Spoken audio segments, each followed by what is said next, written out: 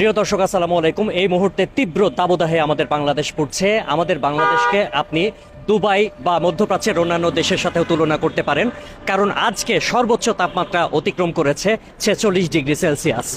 46 degree Celsius তাপমাত্রা অতিক্রম করেছে, তবে ফিলস লাইক আসলে 50 ডিগ্রির ওপরে। এমনটাই আসলে আমাদের মধ্যে যেতে হচ্ছে, অর্থাৎ মরুভূমিতে যে উত্তপ্ত গরম থাকে সেই গরমের সাথে বাংলাদেশের গরমের কোনো পার্থক্য নেই। এখন এই গরম থেকে আমাদেরকে সতর্ক থাকতে হবে। কিভাবে সতর্ক থাকতে হবে আমি কিছু আপনাদেরকে তথ্য দেখে দেখে বলে দিই, তাহলে নির্ভুলভাবে বলতে পারবো। শুরুতে আমি যেটা বলবো যে স্বাভাবিক পানি পান করুন, যেটা ধীরে ধীরে পানি পান করবেন, এবং খুব বেশি আসলে ঠান্ডা পানি পান করবেন না। অর্থাৎ ফ্রিজের পানি পান করা যাবে না। এটা ফ্রিজ পানি বা বরফ মিশ্রিত পানি ব্যবহার করা পরিপূর্ণ আসলে বর্জন করতে হবে। এছাড়া আরও কাজ করতে হবে, কারণ যেহেতু তাপমাত্রা 46 ডিগ্রি অর্থাৎ 46 ডিগ্রি সেলসিয়াস অতিক্রম করেছে, এক্ষেত্রে আমাদেরকে কোনোভাবেই এই তাপমাত্রা অবহেলা করার কোনো সুযোগ নেই। তাই আমাদের উচিত ঘরে বা ছায়ায় অবস্থান করতে হবে। যদি ঘরে বা ছায়ায় অবস্থান না করি, তাহলে হিট স্ট্রোকের একটা আশঙ্কা রয়েছে। এই হিট স্ট্রোক থেকে আসলে আমাদেরকে অবশ্যই বেঁচে থাকতে হলে এই কাজটা করতে হবে। আমি আবারও বলছি, আপনি ঠান্ডা পানি পান করবেন না, একেবারে স্বাভাবিক পানি পান করবেন, তা না হলে আপনার ক্ষতি হতে পারে।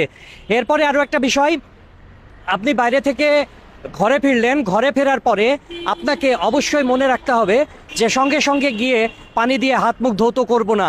এর জন্য আপনাকে সামান্য কিছু সময় বিশ্রাম নিতে হবে, শরীরকে ঠান্ডা করতে হবে। ঘরের সাথে আপনার যে শরীরের তাপমাত্রা, সেই তাপমাত্রাটাকে স্বাভাবিক অবস্থায় ফিরিয়ে নিতে হবে। স্বাভাবিক অবস্থায় নেওয়ার পরে আপনি হাত মুখ ধোবেন বা গোসল করবেন, আদার্স কোনো কিছু করতে পারেন। এরপরে আরও একটা বিষয় আপনাকে মনে রাখতে হবে যে অল্প অল্প করে আপনাকে পানি পান করতে হবে। খুব বেশি পানি আপনি পান করবেন না। তবে কেমিক্যাল মিশ্রিত কোনো শরবত খাওয়ার কোনো প্রয়োজন নেই।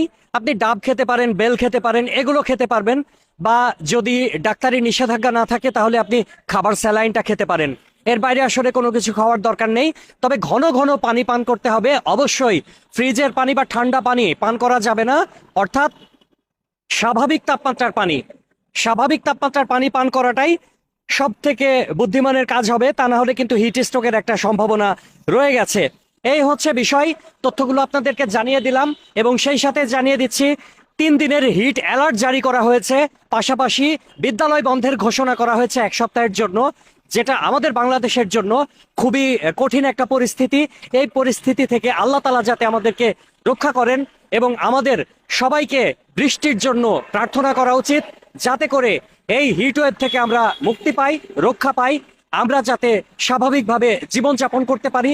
6 ঋতুর বাংলাদেশ, 6 ঋতুর বাংলাদেশে আমরা বসন্তের মতো যাতে জীবনযাপন করতে পারি, এই তৌফিক যাতে আল্লাহ তাআলা আমাদেরকে দান করেন। সবাই দোয়া করবেন। সবাই ভালো থাকবেন। আসসালামু আলাইকুম।